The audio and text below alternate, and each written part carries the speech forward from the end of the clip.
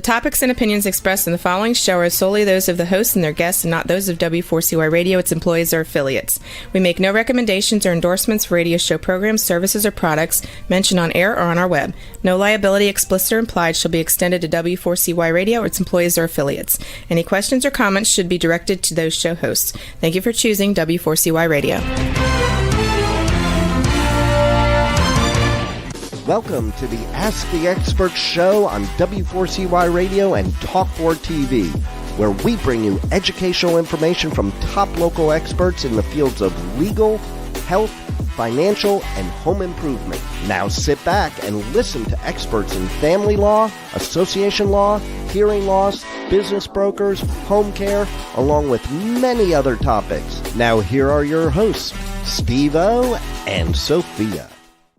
Hey, good afternoon, Arizona. Welcome to another Ask the Expert show, where for the last 16 years we have brought you the top experts in the field of legal, health, financial, and home improvement. Hey, over the years I have learned that there is a health issue. It's called neuropathy. And you don't hear much about it, but there's a lot of people walking around with neuropathy. They've gone to their MD, and their MD said, well, there's just really no cure for this, and you're going to have to just kind of live with it, or they'll give you a prescription drug. And most of the people I've talked to said the drug either didn't work or they had really bad side effects. We found the top neuropathy treatment center. Actually, it's called the Neuropathy Treatment Center of Arizona. Dr. Patrick Sars. Good afternoon, Dr. Sars. Good afternoon, Steve.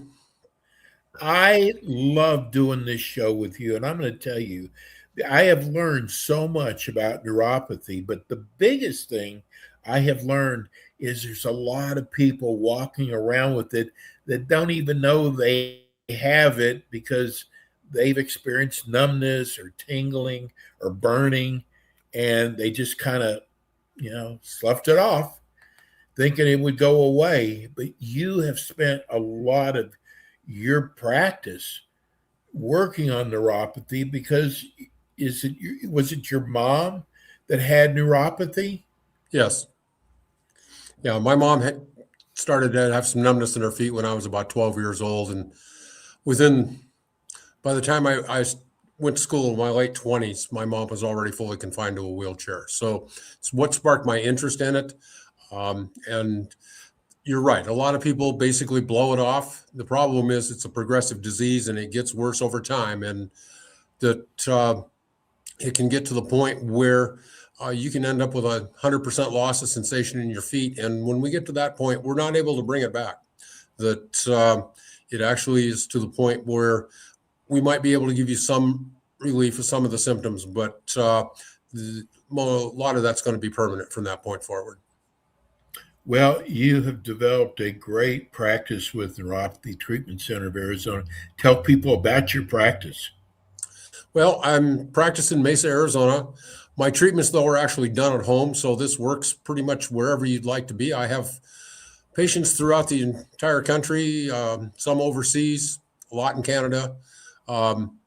So basically neuropathy is, as I said, a progressive disease, but there are ways to actually stop the progression. And in a lot of instances, and actually in most of them, we can actually reverse the neuropathy to a point where you may know that you have something a little bit wrong with your feet when you stop and think about it. But the rest of the time, you're not really going to give your feet a whole lot of thought or control, and it's not going to interfere with the things that you do in your life. Dr. Sars, every time I hear about someone, an older person, fell in the bathtub, I think about you and maybe these people, because it does affect your balance. Do you ever get feedback from your patients about falling? Well, basically what we're trying to do is prevent them from doing that if we can get to it in time. But yes, neuropathy will affect somebody's balance. That what ends up happening with neuropathy is that it affects the sensory nerves, causes the cells at the ends of the nerves to actually start to die off. They go deeper into the tissue. So people might start to feel like they're walking on a sponge or a piece of cardboard. They're not getting the direct feedback as where their feet are actually at. Maybe the better example is that it affects your proprioception, but it'll affect your balance, but it also affects your awareness of where your feet are at. And think about it, though, we don't see this too much on the news anymore, but it used to be that you'd see a few times a year where they saw somebody that drove their car into a building, and what's the first thing that they say is that swore my foot was on the brake. Yes, yes. They've lost the proprioception. They don't know where their foot is at.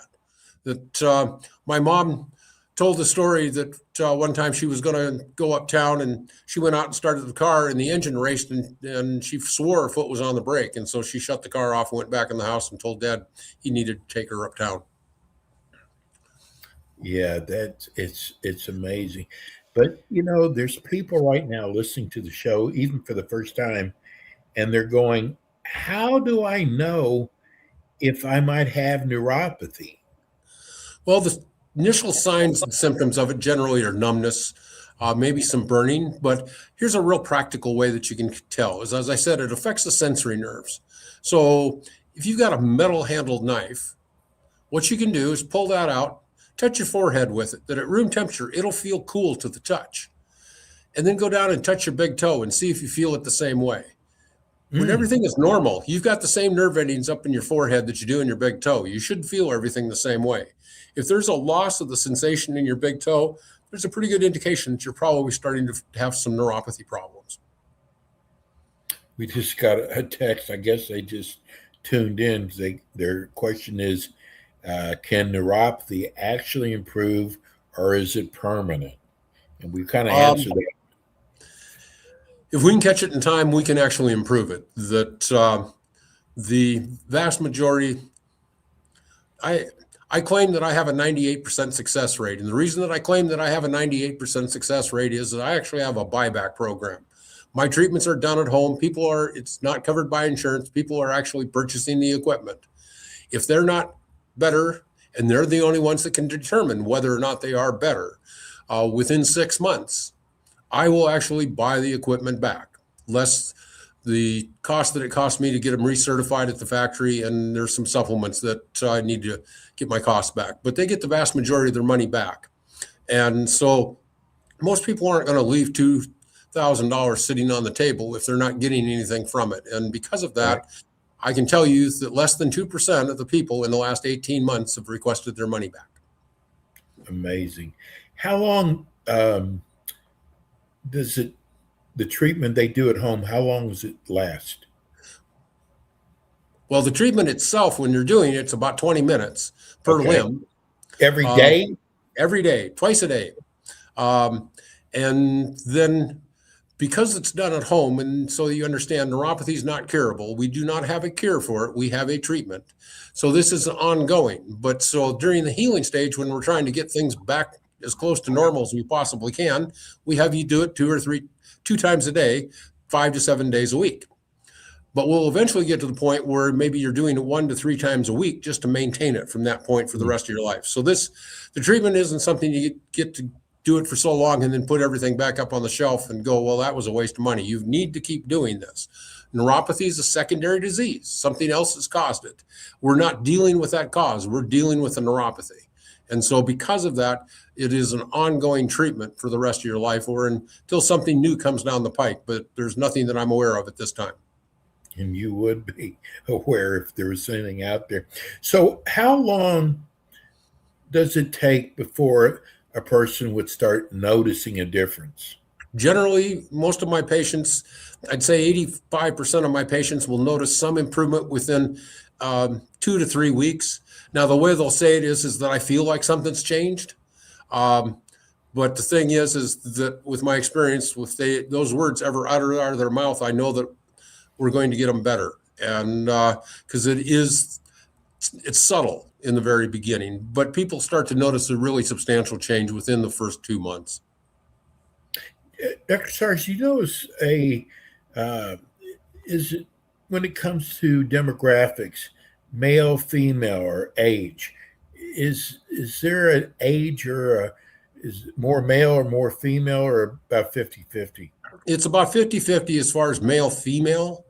Age, it's around 55 and older, though I have a new patient coming in next Wednesday that's 25 years old.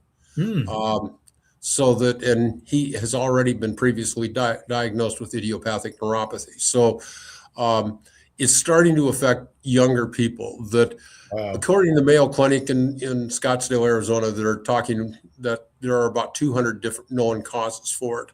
And so the problem is it seems to be affecting younger people as we go along with this. And so that it's kind of disturbing in a way that I was just mentioning that, and part of this is due to the fact of age, but as we get older, time goes a lot faster. But when I started treating neuropathy 18 years ago, all of my patients were quite a bit older than I was. And now most of them are a little bit younger than I am. And it's kind of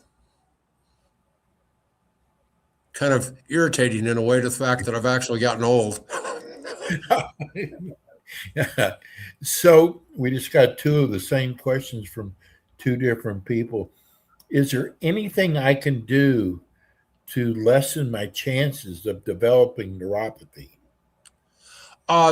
Yeah. Some things that you can do basically is watch your diet. That can help. And even if you have neuropathy, watching your carbohydrate intake can diminish some of the symptoms from that particular aspect. Basically,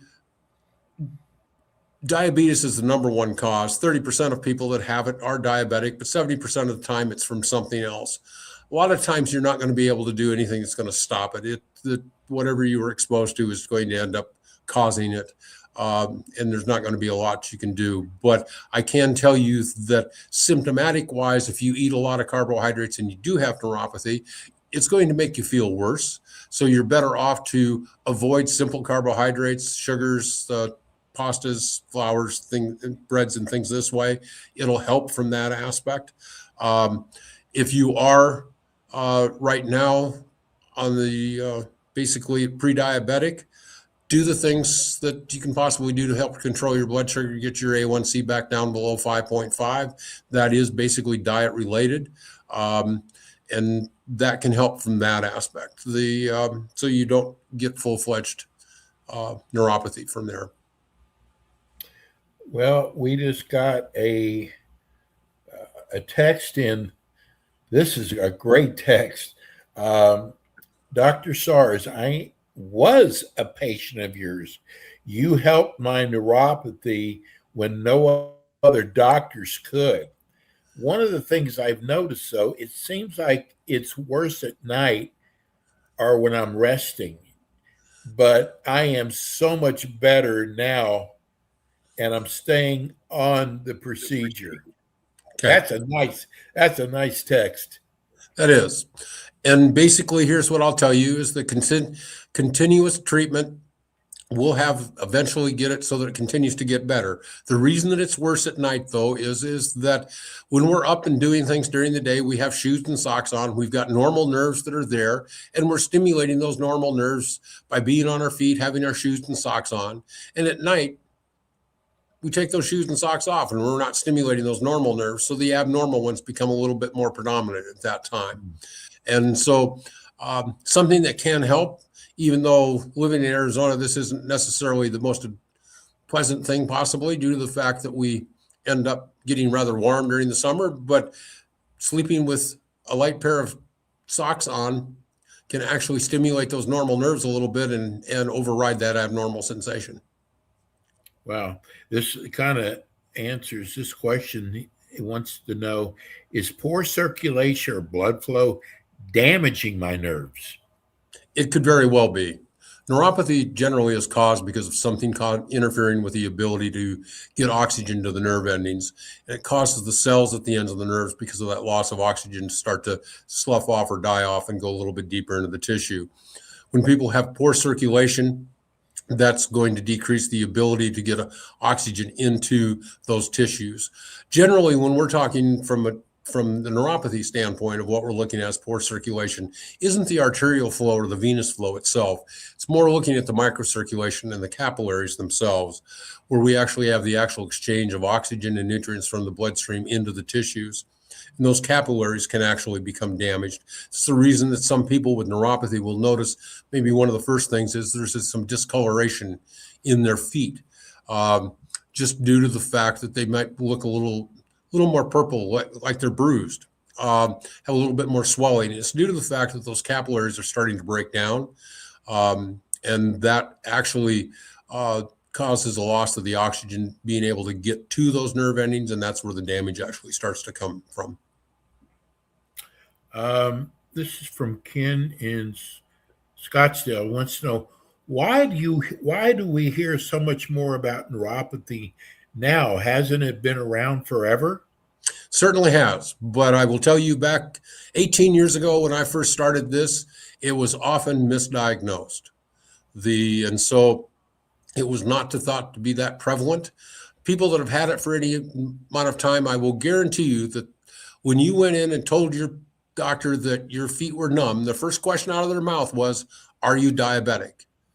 And when you said no, they went, and they had no idea what the heck you actually had. The thing is 70% of people with neuropathy are not diabetic. There are those 200 things that cause it. One of them is diabetes. 199 of the other things are not. And so that's basically what's happened is that the realization that a lot more people actually have neuropathy, and so they're actually doing the tests. So yes, it seems like there's a lot more people, but basically it's just that the education is improved. So now we're aware that more people have neuropathy. Martha in Phoenix wants to know, how do you know when a patient comes into your office that they do have neuropathy? We do a test called the Toronto Clinical Scoring System for peripheral neuropathy, and then a couple other things. So we're actually able to determine whether or not this is neuropathy or whether this is something with peripheral artery disease, because that also can actually mimic it. And so we're able to determine whether or not this is something that is neuropathy from the testing that we do. And there are some certain parameters that we run to make sure that what we do is actually going to work. The reason that I have the 98% success rate is that I'm able to determine who I can and who I can't help. And so we're only taking the people that I know that are going to benefit from it. And some people, like I said, less than 2%. I'm wrong, but I try to be as accurate as I possibly can when I make the diagnosis and the recommendations on what we need to do. I'll take those odds. Here's Michael. Great show. I'm surprised a show like this wasn't on earlier. Michael, we've been doing this for over a year, but that's okay, buddy. Thanks for writing. He wants to know, do you treat ailments that mimic neuropathy? No. How's that? Okay. Okay. My primary emphasis is actually dealing with neuropathy, and it's due to the fact that I have a way to actually stop the neuropathy, reverse the neuropathy, and work from that aspect, and that is what my primary emphasis is. When I start trying to look at trying to treat too many things, what ends up happening is that I become basically looking in too many different directions, trying to do too many things, and I become basically a master of none. I hear you. How do you know if the treatment plan is right? Basically, that we have various different things that we do. And some people need everything. Some people just need a few things that we do. Everybody gets basically a custom program. But it's due to the fact that the testing, the various different parameters that need to be met to make sure that this is going to work. One of the things that we also do is a simple test, saliva test for a compound called nitric oxide. And people that nitric oxide is a major signaling molecule that we have in our body for the dilation of blood vessels. It's naturally occurring, but wasn't discovered until 92. The Nobel Prize in Medicine was awarded to discoverers in 98. It was molecule of the year. Basically, nitric oxide helps to control how much oxygen and nutrients actually get into the various tissues. And there are some people that cannot produce nitric oxide no matter what we do. And those people I cannot help. And so basically just a number of different parameters, and everybody's a little bit different on what, who, and what we're going to be able to do. And so the office visit initial is about an hour and a half, so that it gives me the time to actually figure out whether or not what I do is going to be of any benefit to you. This is from Chris, also in Phoenix. I am visiting in the Phoenix area. I think I have neuropathy, but like you said, a lot of doctors don't understand it. How do you treat a person who lives in a different state? Well, as I said, my treatment protocol is actually done at home. And so if you're here, come on in, see me for the initial consultation, and then we can set you up. If you're not going to be here that much, you can give me a call later, and we can actually set this up and do it over Zoom. That I send out a testing kit so that we can do this. That I have patients I have actually never met face to face. As I said, I have patients overseas. They didn't come to Phoenix.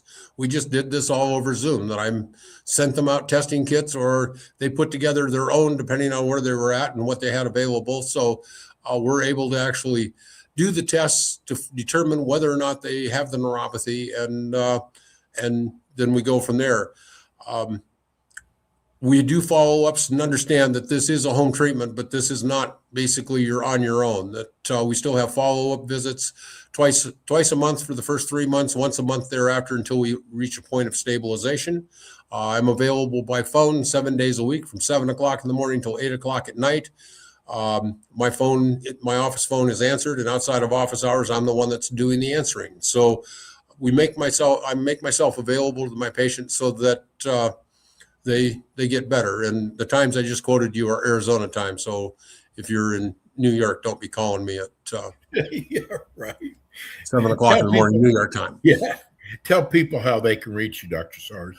Basically, my phone number is 480-556-1358. My website is isneuropathycurable.com. And the answer to that question is no. But there's a lot of information, and we're redoing it a little bit right now. So there's going to be a lot of information on neuropathy there. And so there's a lot of reading involved in that. If you're really interested in trying to find out if you've got neuropathy and how we can fix it, visiting my website is neuropathycurable.com is the way to go. My email is drsarts at AZ Neuropathy Center, and I'm located in Mesa, Arizona on Country Club just south of Baseline. Very important, folks. Do not let this go. If you have a friend or a family member, even if they're in another state, tell them about Dr. Sars. Dr. Sars, we're so lucky to have you. Dr. Sars is with us every month. We'll see you next month. All right, Steve. Take care. Be safe. Patrick. That's Dr. Patrick Sars. Folks, I'm telling you, if you think you or maybe a family member or a friend might have neuropathy, I'm telling you, Dr. Sars, listen, he's going to be honest with you. That's going to do it for us today. We'll be back in with you next week with more Ask the Experts. Thanks for tuning in today to the Ask the Expert show on W4CY Radio and Talk4 TV. Tune in next week and every week to hear more from our experts on personal injury, insurance, air condition repairs, estate planning, Medicare, and many other topics in the areas of legal, health, financial, and home improvement. See you next week.